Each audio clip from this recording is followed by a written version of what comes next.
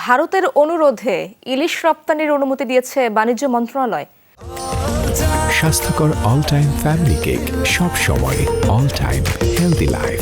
এমন তথ্যই জানিয়েছেন মৎস্য ও প্রাণী সম্পদ উপদেষ্টা ফরিদা আক্তার। তিনি বলেন, তার মন্ত্রণালয় এখনও দেশের মানুষকে ইলিশ খাওয়ানোর পক্ষে।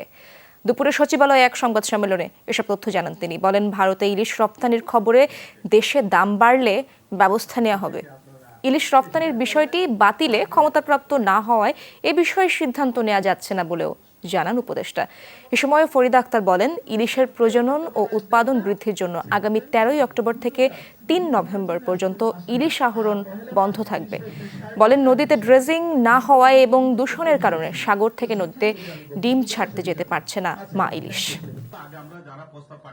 আমাদের এখনো সেই কমিটমেন্টটা আগের মতোই আছে যে আমরা বাংলাদেশের মানুষের জন্য ইলিশ যেন প্রাপ্যতা নিশ্চিত করতে পারি। বাণিজ্য মন্ত্রণালয় স্বাধীনভাবে এটা তারা দিয়েছেন এবং তারা একটা অনুরোধের প্রেক্ষিতে দিয়েছেন। ভারতের দুর্গাপূজা উপলক্ষে বিশেষ অনুরোধ ছিল, সেই অনুযায়ী তারা করেছেন। সেটা তাদেরকে আমি তো জোর করতে পারি না।